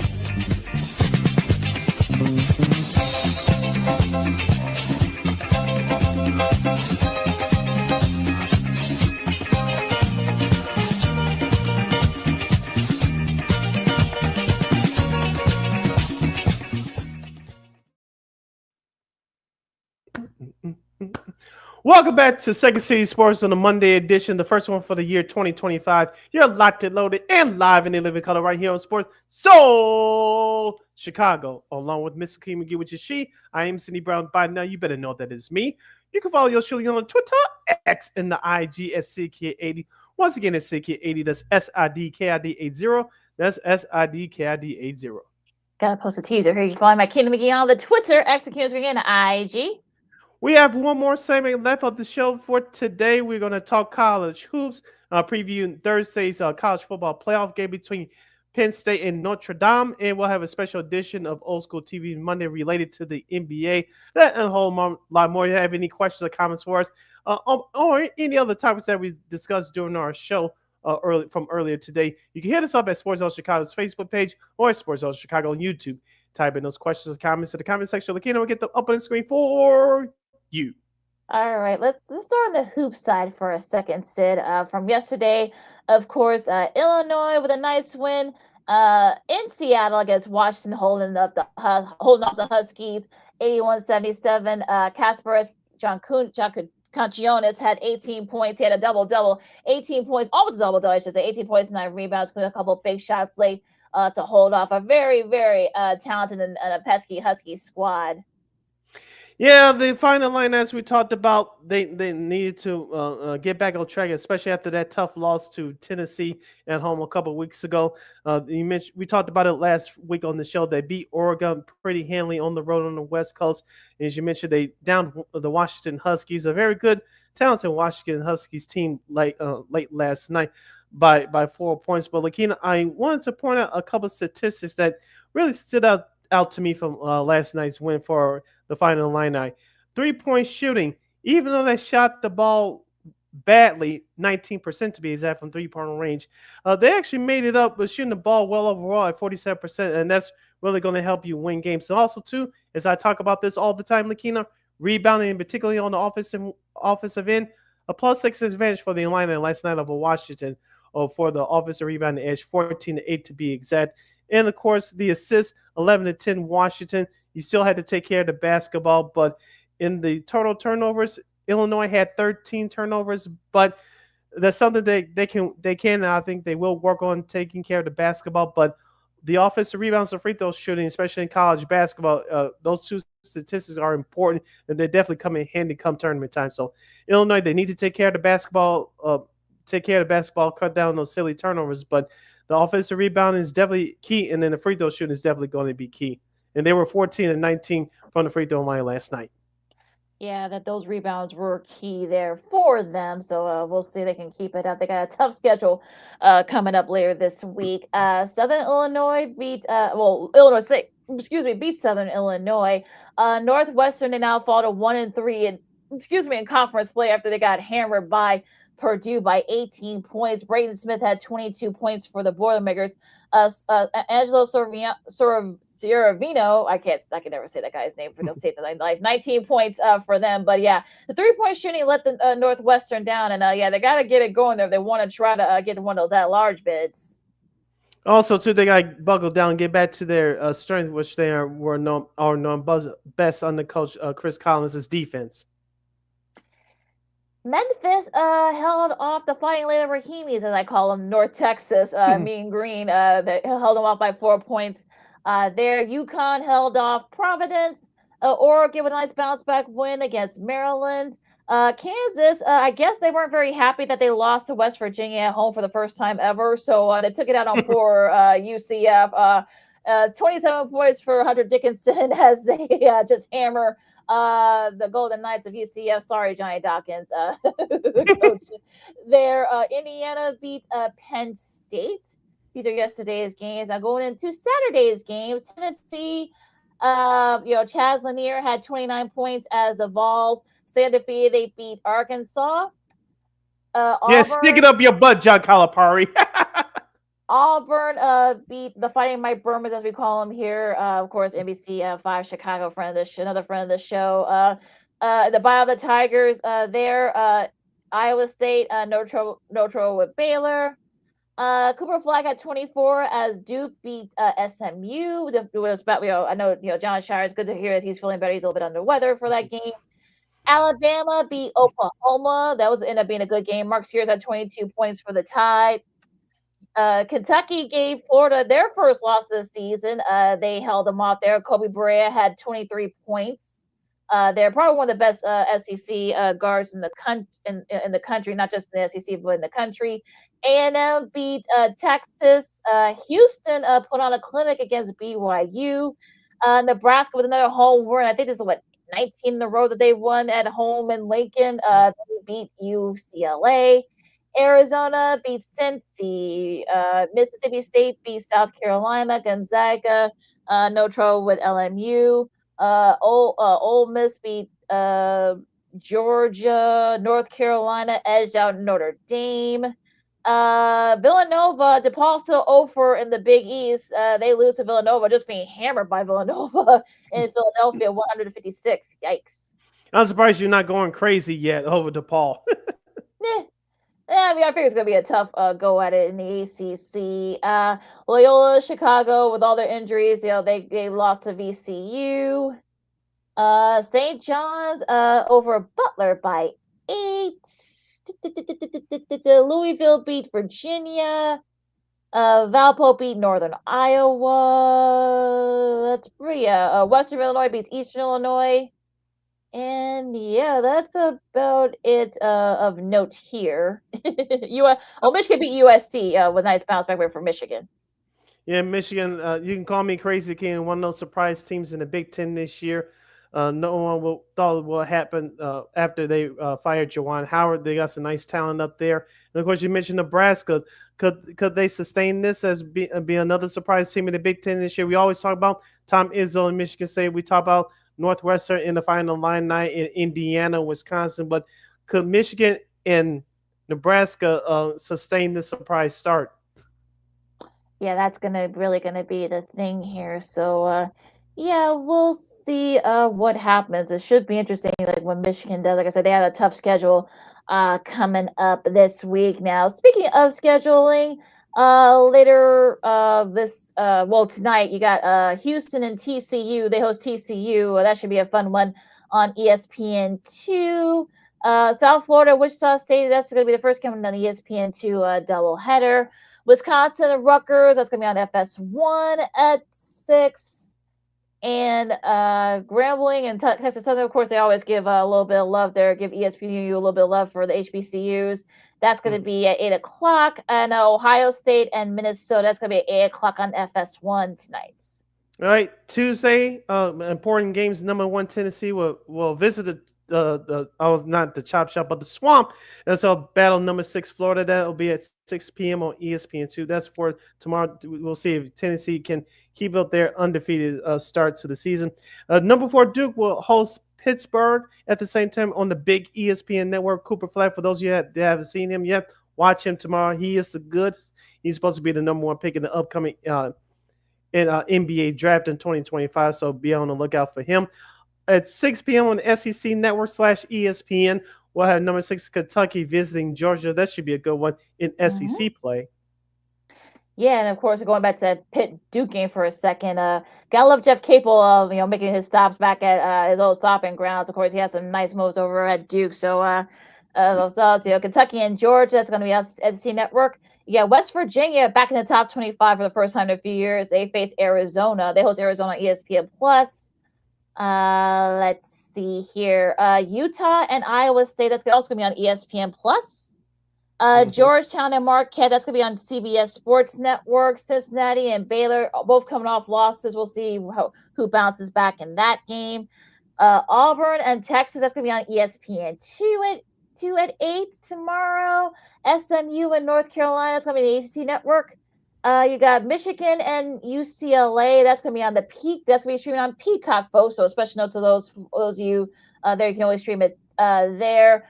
Nebraska and Iowa at 7 o'clock on Peacock. Before that, New Mexico and Wyoming. That's going to be on CBS Sports Network at 9. 9:30, you got UNLV and Boise State. That's going to be on FS1. And Utah State and San Jose State. Of course, Utah State back to the number 25 ranking. Another interesting year over in the Mountain West Conference. Yeah, and one more game of note for tomorrow at 7 o'clock on ESPN Plus. We'll have Missouri State hosting UIC. They're 9-5 on the year. Shout out Jay Hood. Hopefully, the Flames will get their 10th victory of the year. It's been a while since they collected 10 victories before before the end of the month of January. So hopefully the Flames will do it tomorrow night. I know they've been an improved team so far this year. Hopefully they can get it done on a tough game on the road tomorrow. Can be cheer your heart for the Flames. Wednesday, you got number 9 UConn against Villanova on FS1. Note the start time though, folks, at 5:30. ESPN Plus, you got Loyola. Hopefully they can kind of get back on track as they face LaSalle over in Philly, the fighting Tim Legos, as I call him. Of course, he was a star there many years ago. DePaul will try to get their first Big East win. They go to New Jersey. They face Seton Hall. That's going to be at 5:30 on Peacock, folks. Remember, folks, that's going to be streaming on Peacock. Alabama and South Carolina, that's going to be on the SC Network at 6. Number 23, Ole Miss against Arkansas on ESPN2. Colorado and UCF, that's going to be on ESPN Plus. Let's see here. Let's see anything else. Oh, USC and Indiana, that's going to be on the Big Ten Network at 6 o'clock. St. Bonaventure and St. Louis on Peacock Network. Butler and Providence also on Peacock. Should be a good one here in the SEC. You got Oklahoma hosting Texas A&M on SEC Network. At 8 o'clock, you got Bobby Hurley takes his Sun Devils down to Fog Island to face Kansas. That's at 8 o'clock on ESPN2. You have Penn State and Illinois. It's going to be on the Big Ten Network at 8 o'clock. San Diego, the Torritos, led by Coach Steve Lavin. They face Gonzaga on ESPN Plus at 8. Rice in North Texas, the Flying Lady Raheems, as we call them here on ESPNU. Kansas City and Omaha on CBS Sports Network, and Air Force and San Diego State on FS1, and Virginia and Cal in a late ACC matchup at 10 o'clock on ESPNU on Wednesday. One game of note locally for college basketball on Wednesday at 6 o'clock on CBS Sports Network. A great matchup here in the Missouri Valley. We'll have Drake, no, not the rapper, but Drake University. They're 12-2. They'll travel to Southern Illinois to face Bradley. Bradley checks in with a 13-2 record there. So this could go a long way in terms of seeding for the regular season title, and perhaps the Missouri Valley Conference tournament that'll be held in early March in St. Louis as well. So big game for both teams here on Wednesday. Yeah, Drake come back to work after going undefeated in the conference play. They've lost a couple in the conference. So yeah, that should be an interesting one there. Thursday, you got Oregon and Ohio State. That's gonna be on the Big Ten Network at 5 o'clock. Purdue and Rutgers on FS1 also at 5 o'clock. Let's see, any other game of note? Oh, Washington and Michigan State. That should be an interesting one. 7 o'clock in East Lansing. The Fighting Tom Izzos. And I think Izzo likes the fact that not a lot of guys are talking. Not a lot of people are talking about them. So I think he's fine with that. Liberty and Sam Houston State on the CBS Sports Network, and let's see here. That's about it of note because we got a lot of West Coast games of the smaller conferences in the Ohio Valley and the Big West and such. All right. You're listening to Second City Sports on Sports Zone Chicago. Sid Lakina hanging out here with you. We'll get to the special edition of Old School TV Monday regarding the NBA in just a moment. But Lakina, let's drop in a little nugget on baseball. Of course, the rumor mill has come out. Now it's been out there for a while that Roki Sasaki, he's narrowed his decision. The Japanese pitcher has narrowed it down to some big teams. The White Sox, who did give a big presentation, a good presentation why he should join the club, they are now out of the mix. But we'll start with the North Siders first. The rumor mill has it that Johan Makata may be an option at third base for the year. They don't go with a young prospect, Shaw. And Jack Flaherty could be a possibility to join the North Siders on their starting staff. Of course, he's coming off a World Series championship with the Los Angeles Dodgers. Do you think one or both of those will be viable options for your North Siders for 2025? It's going to be interesting, though, because I think Moncada is definitely going to be, like I said, I mean, I look at him as kind of like a less reliable Cody Bellinger. So the fact that he's kind of being thrown around as a name, you've heard his name throughout the off season, perhaps maybe him maybe being part of the Northsiders. But like I said, I think if you're Jed Hoyer, like this is basically your lame duck season, if you will. I don't think you would want to bring in a guy like Makata who can't stay healthy. You already dealt with this last season with Bellinger, so I don't know, but you never know. So like I said, I think Hoyer does have something else up his sleeve, but again, we'll have to wait and see if it's Moncada or if it's somebody else that's not on the radar yet. But yeah, it's gonna be interesting to see what happens here. Do you think that Alex? It sounds like to me that Alex Bregman may not be an option for the Cubs. Do you have a problem with that? If it's money, yeah, I do have a problem with that. If it's just like that, he just doesn't want to come here. I mean, I'll that's fine. You swallow that up if you're a Cubs fan. But yeah, if it's because of money if the money's the issue why he doesn't want to come here, that I have a problem with. Now, and speaking of money, John Flaherty, I don't know what his asking price is going to be, but if you're the Cubs, like I said, you still need a couple of starters. We know about the injury history, at least from last year, of Justin Steele. Shota Imanaga proved that he can be reliable even as a rookie. You saw what he did. Those other guys that filled in like Javier Assad and Jordan Wicks, but before both of them got hurt last year, they were good, but you can't depend on that again for this season.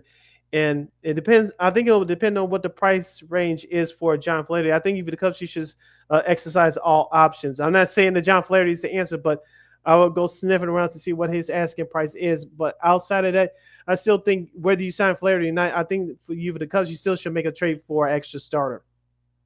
Like I say, you can never have too many. So I would say that if you get Flaherty at a good price with a lot of incentives, I mean, look, I'd be all for him bringing him on. But like I said, it's gonna be interesting to see what they ask you, his asking price is gonna be. So yeah, if the Cubs do get Flaherty, then I think that's probably the best option.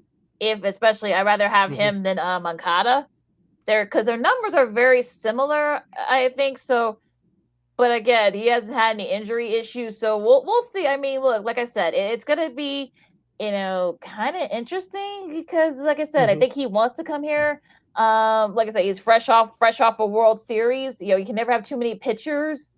So I would say, look, if Flaherty is willing to take a discount, perhaps maybe get a price. I mean, I could definitely see that. Now, again, I heard Toronto's name perhaps as being a destination for him as well. They could always use some pitching too, so it's gonna be interesting to see what he does. So, yeah, look, if you can get Flaherty, look, they need more pitchers. Talk about the Cubs, so I'd be all for it.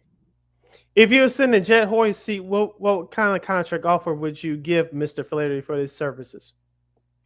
If I could give him maybe like a 2-year with that second year being an option, perhaps maybe add a lot of incentives, make it very enticing for him to not to say no.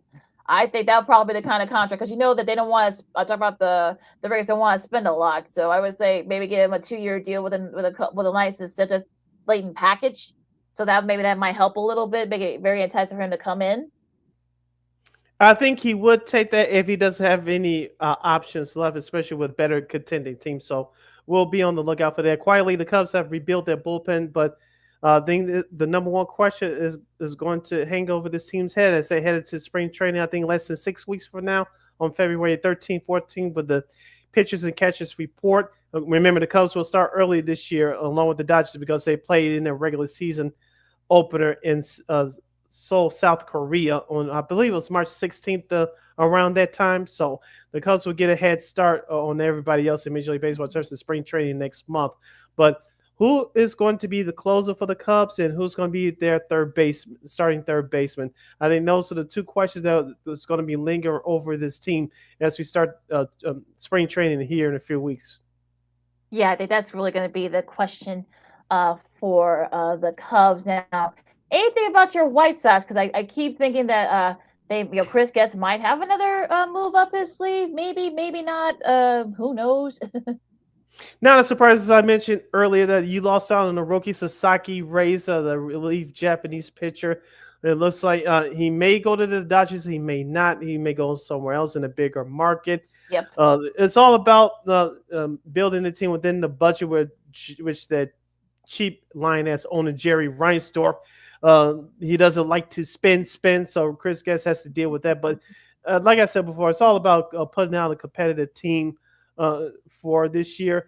I think the only thing that to look forward to for the White Sox is that we'll dive more deep into it as we draw closer to spring training, but not to lose 100 games again. This ain't the NFL that you're gonna automatically get a high draft pick. The rules have changed for the MLB draft. So the way you look at the Sox team right now, you like the potential in your starting staff, especially with Jonathan Cannon and Drew Thorpe probably comes back healthy next year. I know Noah Schultz is supposed to be due up in the major leagues at some point this year. Your number one draft pick from a year or so ago. So on paper, it looks like the White Sox have a nice starting staff, but you got to rebuild that bullpen. You just got to get guys that know how to play the game right.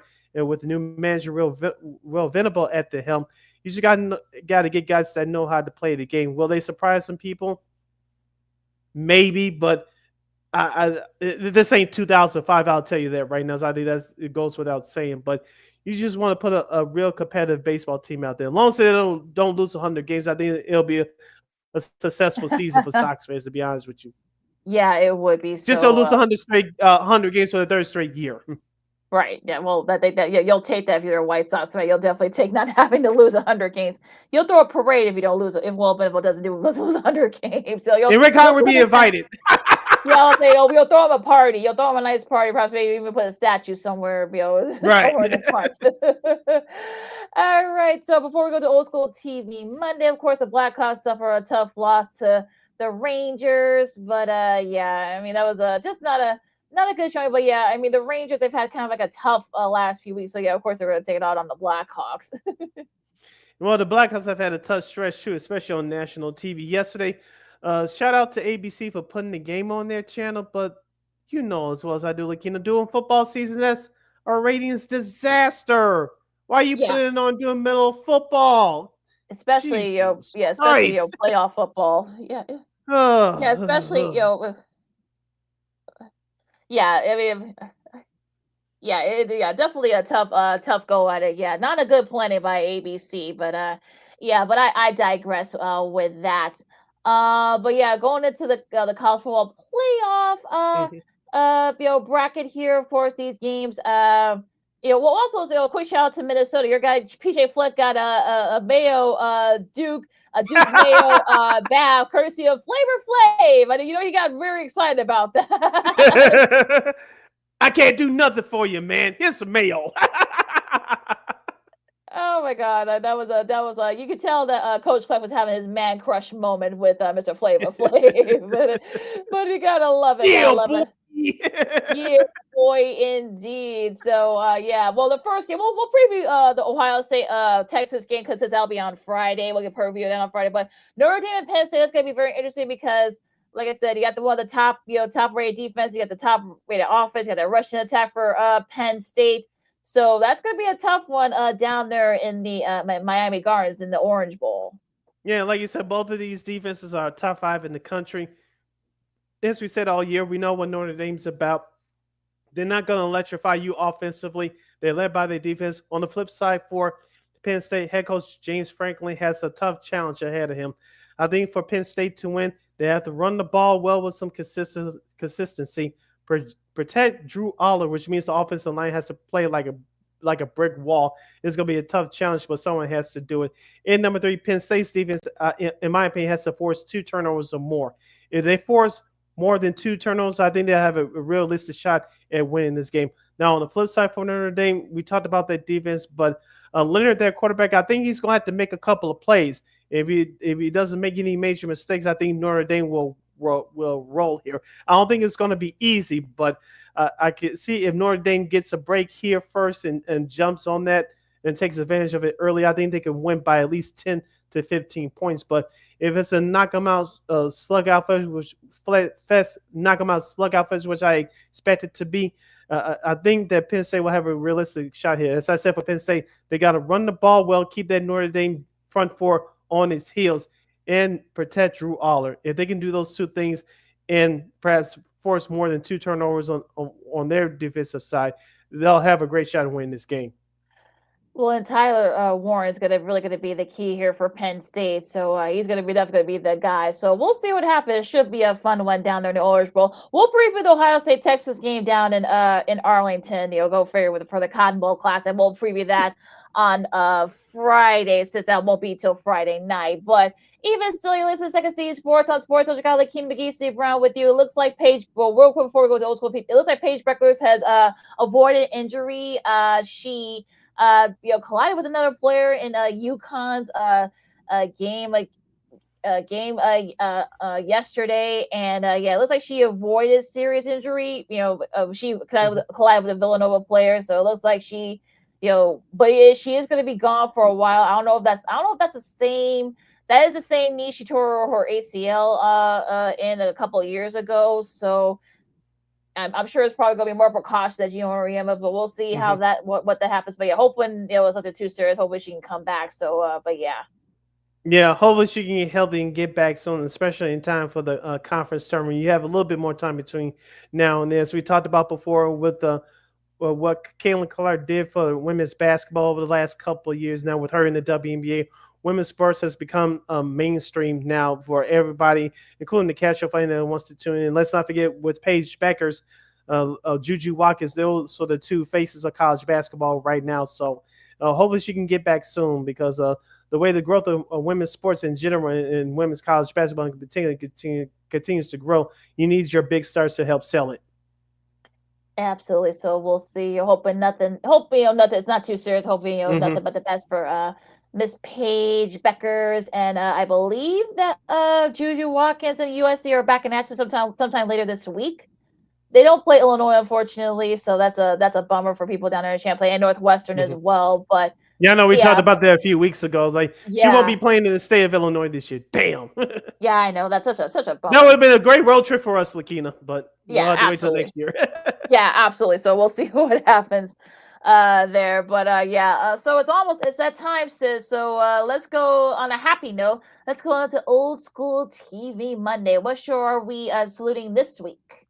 We're going to keep it current and keeping with the Derrick Rose theme. Of course, shout out to the NBA Entertainment, and shout out to the Chicago Bulls YouTube channel. You mentioned they had the halftime ceremony up on YouTube. For those of you that missed it on Saturday, they actually had two programs on top of the Chicago Bulls YouTube channel. It's the Derrick Rose flashback in the Derrick Rose and Joakim Noah memory lane. Type in that name.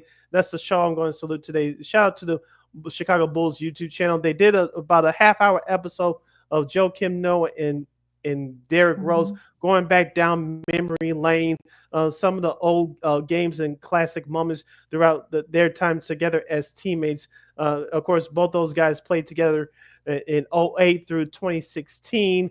And, of course, they brought up Game 6 of the playoffs in 2009 between the Bulls and Celtics. You remember that classic game. Of course, they brought up Derrick Rose's first playoff game in 2009 against Boston in that TD Bank North Garden. Of course, they talked about 2011 when he won the MVP. But the thing that resonated with me the most watching that, Lakina, is that the true brotherhood between these two guys. And of course, Joakim Noah was the emotional leader for those teams, and you loved his energy, you loved his passion. Of course, Derrick Rose talked about him, what Joakim did for him off the court, especially after suffering those two torn ACL injuries. And of course, if you checked out the halftime ceremony, Joakim Noah put it perfectly that Derrick Rose is the people's champ, and so is Joakim Noah. So and that's why they're going to let's give Michael Jordan, Scottie Pippen, and those 90s Bulls teams credit, obviously, because they brought 6 championships home. But Derrick Rose and Joakim Noah will be and forever the people's champions and Bulls fans' minds, not just for our generation, but for the younger generation as well, for what they did on and off the court representing the Bulls organization. And both were been very accomplished in his own right, of course. I think both of them are future Hall of Famers, because if you remember that the Basketball Hall of Fame, talks about your whole career. So I think D Rose will get in at some point. I think Joe can remember what he did over at Florida, with Coach Donovan, win those back-to-back championships. They now are becoming more respected now, since next year will be 20 years since their first title. So in 06 and 07. But I think you're kind of wondering, and shout out to our buddies at CSGO Bulls. I know that Matt Peck and Big Dave Watts. We'll get those guys back, for the All-Star for our mid season panel coming up in a little bit. But I remember they kind of put the question out there. They and their other good buddy Will. We got to try to get Will on. That like you're kind of doing the what if had those teams won a championship. You saw like some of those guys were there.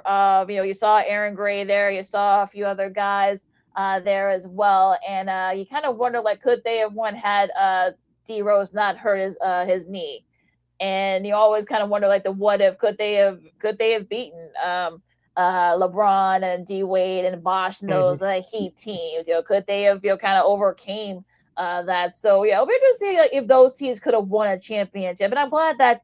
The Bulls YouTube channel has been really good lately.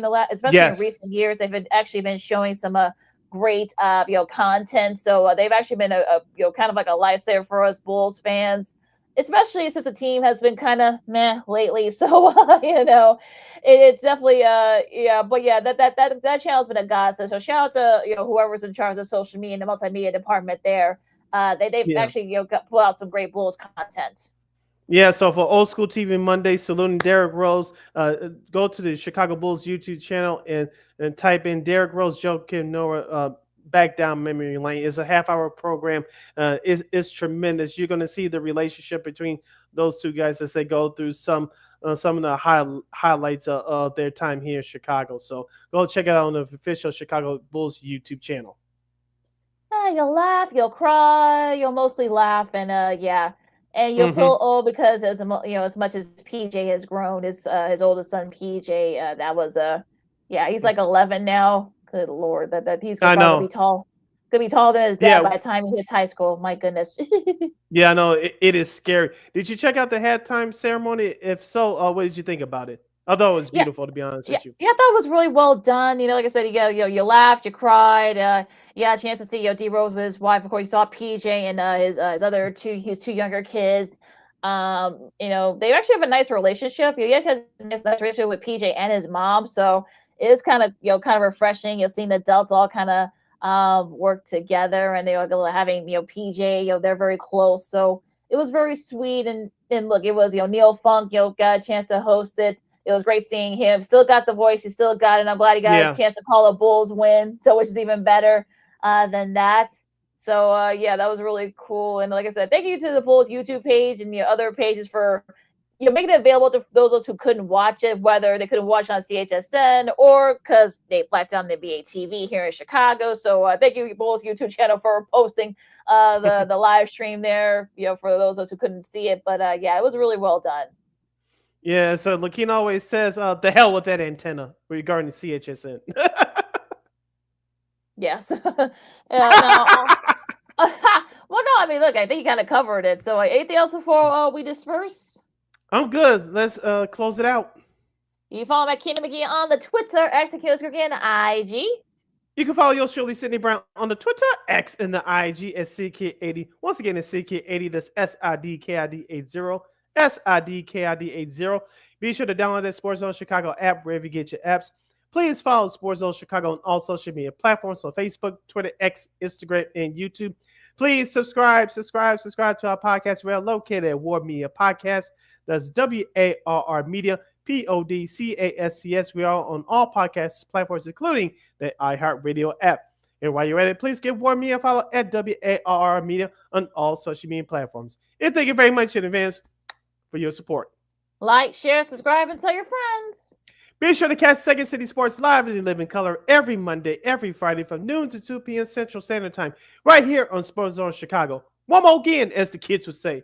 Be sure to catch Second City Sports live in living color every Monday, every Friday from noon to 2 p.m. Central Standard Time, right here on Sports Zone Chicago. Okay, guys, enjoy all the great sports coming up. Of course, you got the first semifinal college football playoffs. Also, forget to shout out to the North Central Cardinals. They win their third D3 national championship. They just won it last night.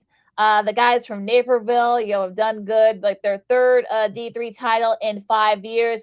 Being the team that being the team the first, they won the first time. So congrats to Coach Harris and the rest of that group. Just a really great showing by by that squad. I know they're well, I don't know if I'm sure they're partying indoors because it's too cold outside from the party outdoors, but I know they're partying down over there in Naperville. So congrats to the North Central College Cardinals for winning their 3rd championship in 5 years, being Mount Union in the Stag Bowl.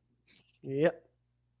All right, so enjoy all the NBA, the college hoops, and so much more. You gotta love this time of year. Get to enjoy a little bit, also the NBA as well, and even more. We'll see if there's more baseball news coming down the pipe, so we'll see what happens there in the hockey as well. First, Sid, I'm Lake Kansas, Second City Sports, Sports of Chicago. We'll see you guys later this week. See you Friday. Holla!